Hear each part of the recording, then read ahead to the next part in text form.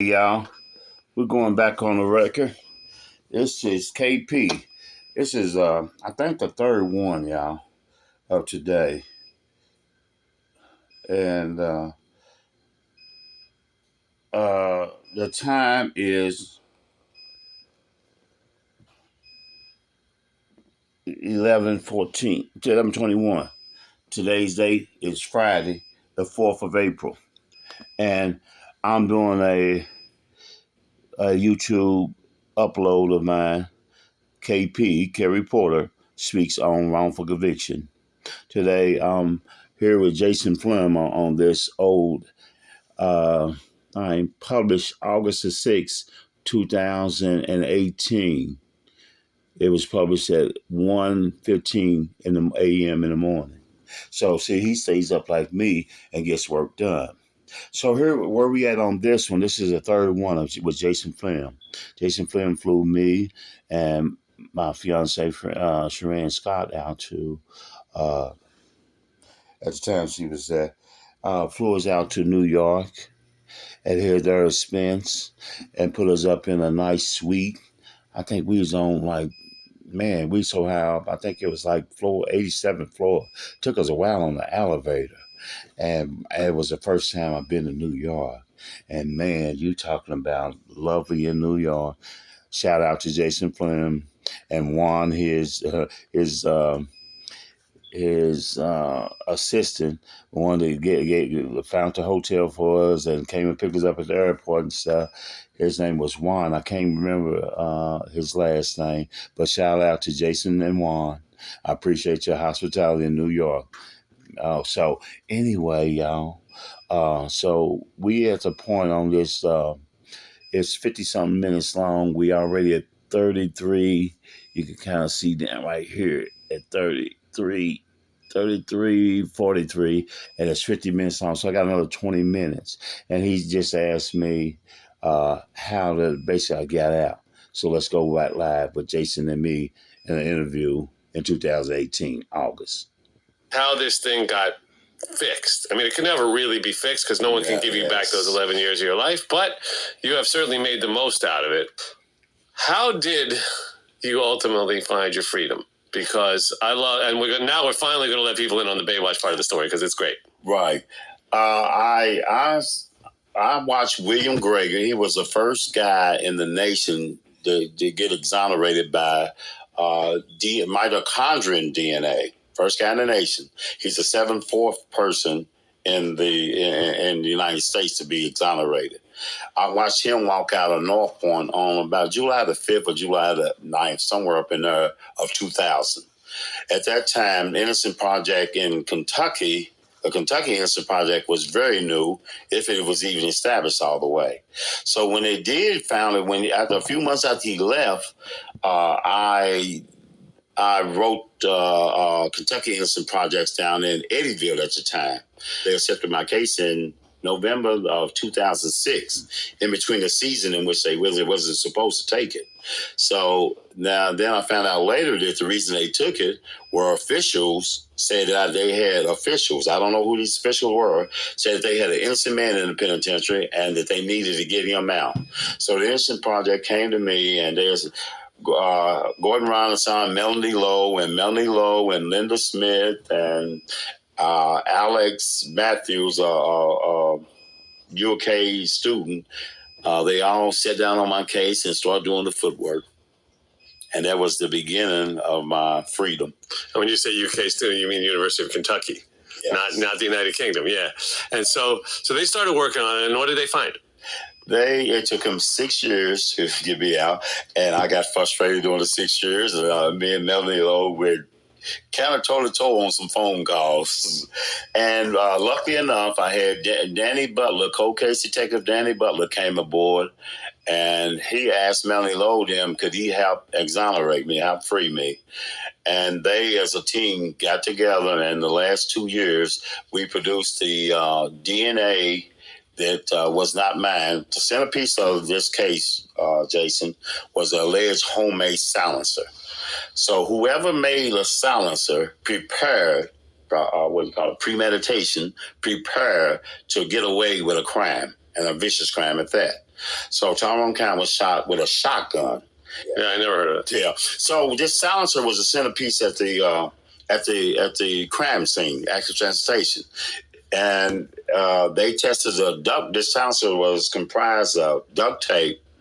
Well, I meant carpet rolled up in duct tape, and it was left at the scene. So they got the DNA off of this duct tape, and it was not my DNA.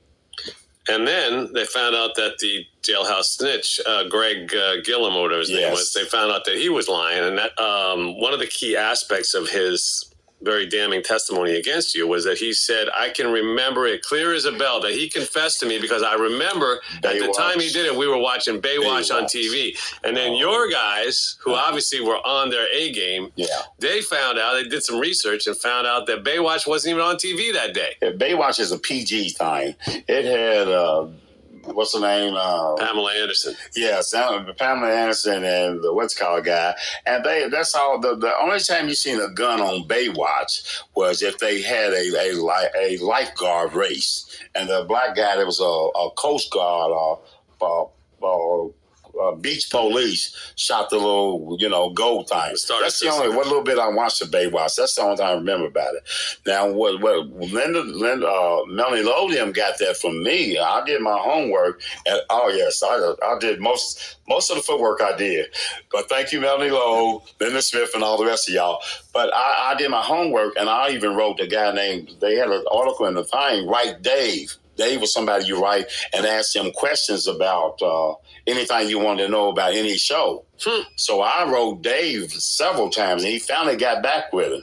And he said, I use that as proof to show Melanie and them, listen, Baywatch don't have no shotgun. Greg Gully's theme was that we was watching Baywatch in CCC, a 40-man dorm, and I told him while watching Baywatch that this guy that was on the Baywatch show was supposed to have been a deaf person, a blind person.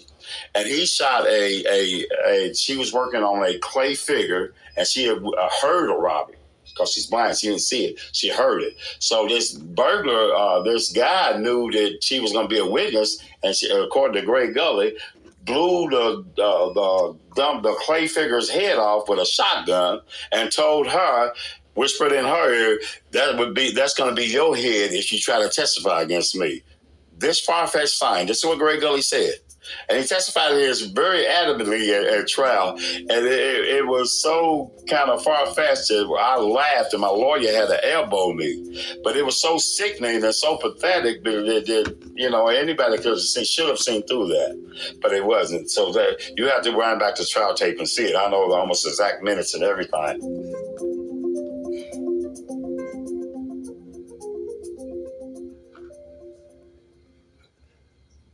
Okay, y'all. I'm going to have to pause it if I can pause it. Let me see. Okay, y'all.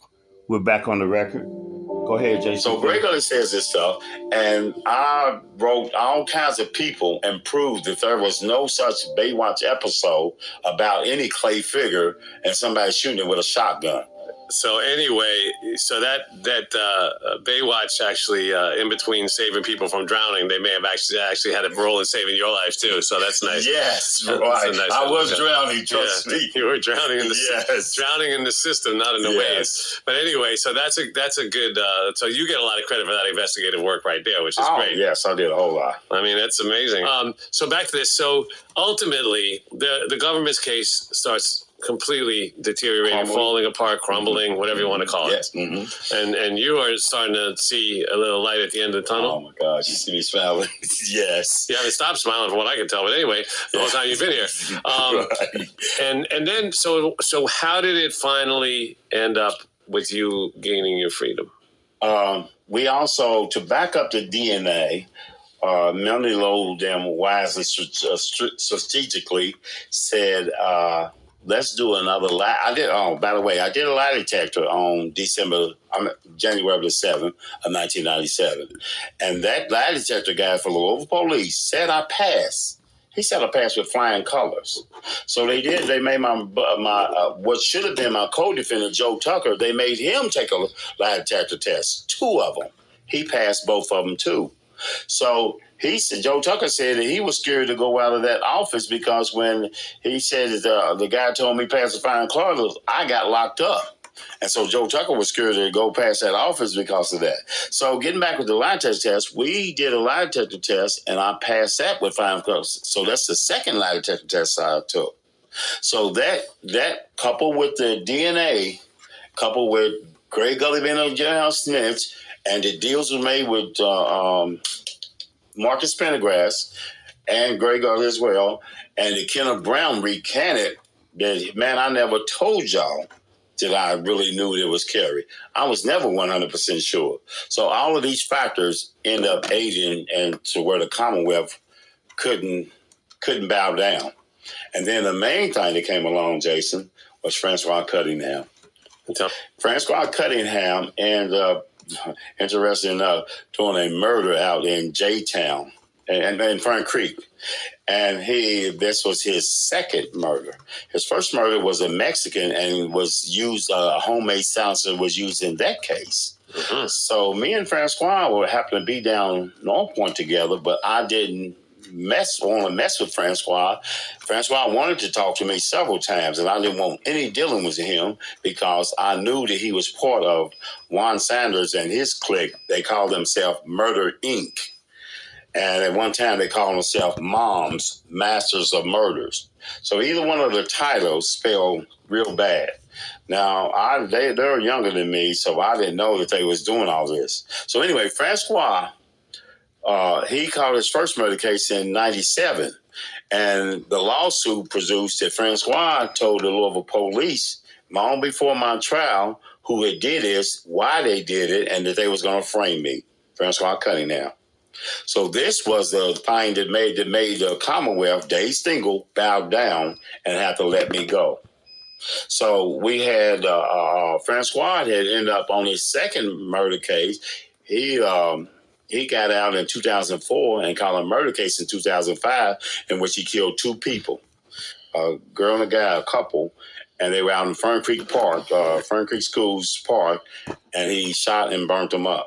So he made a deal. He took it to trial and had a mistrial. And on his second time going to trial, he made a deal. And part of the deal was that he told on several murders that he knew about. At the end of the murders, he said, oh, by the way, Kerry Porter is also innocent, and he had nothing to do with the 1996 murder of Tyrone County. At the end of the interview, also, Kerry Porter is also innocent too. And here's why. Juan Sanders tried to pay me $50,000 to kill him, and I didn't want to take that hit. Right. So he came right out and said that Sanders had offered him $50,000 to do the murder. He turned it down, which is kind of strange thinking back on it, but whatever. We don't have to get into that now. Right. But ultimately, that's pretty powerful. And yes. Okay, so now let's fast forward to you get out, right? And yes. And how, I mean, I've seen, like I said, I've seen you on TV, this smile that you can't seem to get rid of, and I don't even know if you want to. Thank you. I know you're walking around New York, checking everything out. Yes. So you get out, and no sooner do you get out than you're calling for justice on the case, and you're immediately starting to advocate for other people in your situation. Yes. And that's really... because there really hasn't been justice in your case. No, right? There's still no justice. No arrests have been made. No. I don't care nothing about the lawsuit. I don't care nothing about no blanking money, because money is what this case was all about, all the way around the board. Tyrone Camp lost his life because he was no more than a money factor to my little boy's mama, sadly. So money has always been evil to me. I give money away like it's 41 enough. I'm not materialistic. I'm not caught up in okay, y'all hear that? I can't stand money. I'll stop this. I pause this because it's a very important factor in life. Y'all, let me tell you about going from rags to riches. Rags meaning out of the penitentiary. Rags mean not being on drugs anymore and focused in life. Rags. So when you all of a sudden go from bar money and people keeping you straight and alive and keep you out of trouble so you can win your lawsuit. Because, see, let me tell you this. If you get in trouble doing a lawsuit, it damages the value of your lawsuit. You have to get out and act like an angel, the bishop's son, the preacher's son, daughter, whatever. Because what they gonna use that you are claiming that had it not been for the wrongful conviction, I never would have went to penitentiary and not criminally elevated. Elevated. Listen to the word elevated. So you can't have a career. You can't be a career criminal and get paid because what they say, crime don't pay. So that's why they do it that way. So I'm recording. Hold on. So that's what's going on, and that's what happened. So y'all got to keep in mind. But the money, that's what I was getting at. The money was so horrible. The money was worse than the 15 years ever did me. The reason it was so horrible, your loved ones, the same one that wanted you to come home, your friends, the same one that wanted you to come home, your whatever. They money changes all of that. They try to tell you what to do with the money, tell you where to spend it at, tell you how stupid you've been, all kinds of horrible things. Well, I wasn't so stupid when I did the 15 years. Why don't you just leave me alone? See, I asked them out. Family, friends, whatever. I asked them out. You know what? I can do all this time, whether I'll blow this money or not. I plan on blowing it from day one. You can't give me no damn blood money. I don't give a damn about your blood money. I am an inventor. I am a worker. I am a smart enough businessman to survive off of Kerry Porter's brain. That's how I get back his time, my brain. God gifted me with a lot of talent. I have over 20 to 30 inventions. When they came in this home, they sold my invention memoirs. Where is it at? Is it in back? Now, this right here, I got this as my legal mail. This is my legal mail out in memoirs. So anyway, y'all, I'll try to show it to you, but I really can't. So I'm gonna get back to this. But the money, F that money. You can't give me blood money. See, blood money worse than cocaine money. All of it comes quick and goes. I'm gonna spend it just as fast because I don't like the way I got it. So yeah, I'm broke, y'all. Good, I'm broke. Good, I'm broke because I found me in being broke. Now watch this next flow, but I'm gonna have a massive flow on this gun case.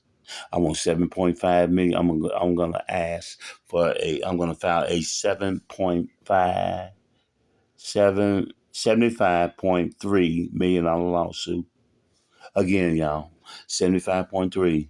Seven figures ain't no money. It needs to be 8. It really needs to be 9, but that's okay. We're now moving towards 2.5 million, 3 million. Two black guys just got paid $120 million by my law firm. John Lovey argued the case and won these two black guys just a month ago. Just a little bit right at a month ago. Won them $20 million. That's 60 apiece. The cut is Lovey and Lovey get 24 and they'll get the rest. They'll get 36 in their pocket. Is that right, 33? Yeah. So that's where we at, y'all. 36 million. But they see when you ask for big money like this, I don't know how I can't remember how much time they did. I want to say 15 or 20 years. So 36 million, they got over $1 million and some change for every year they did.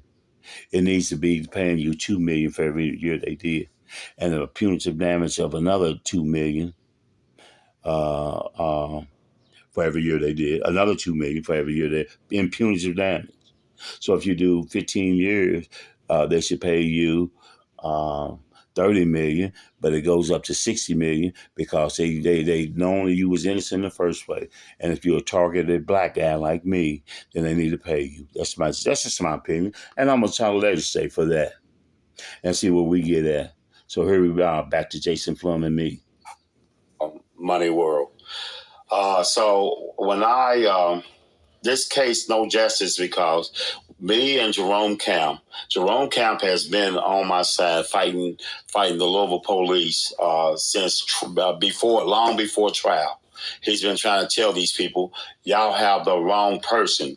Carrie is not the killer. It is Cecilia and her boyfriend.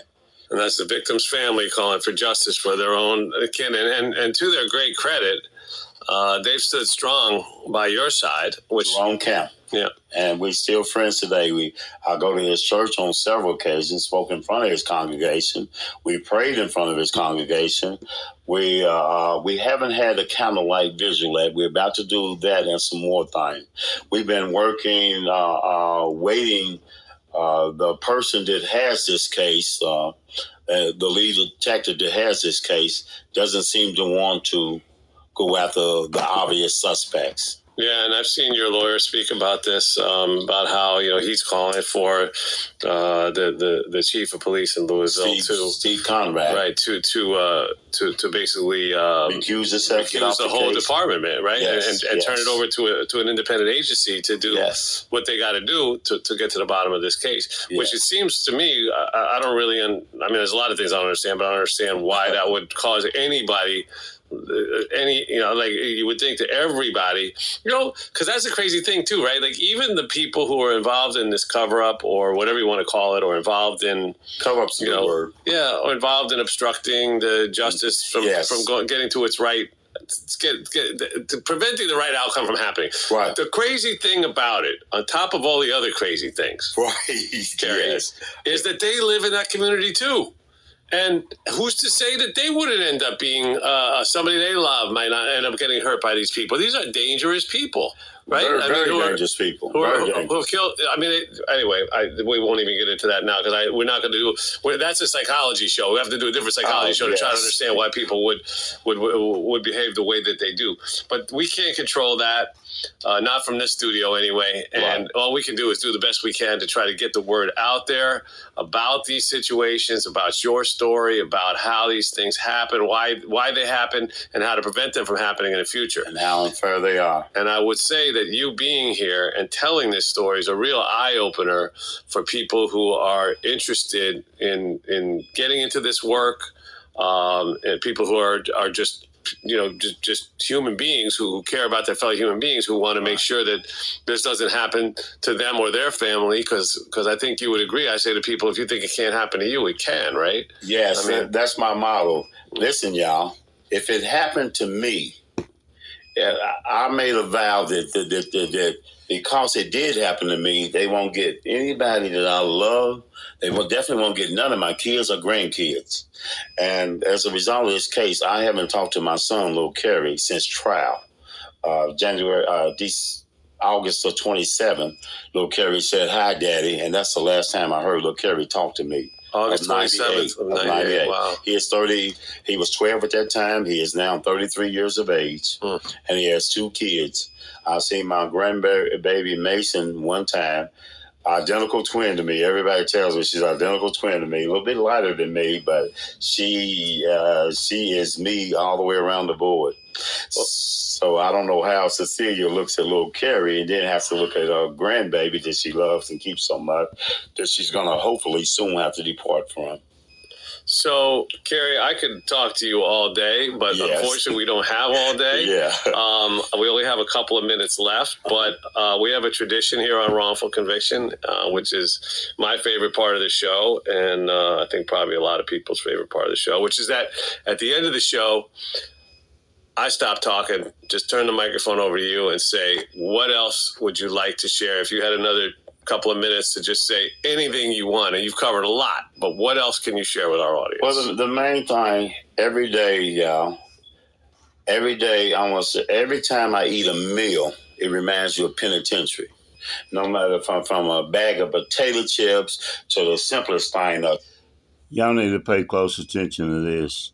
This is deep. I'm glad Jason Flom did that and does that with his in his podcast. I learned a lot from Jason Flom and others podcasters.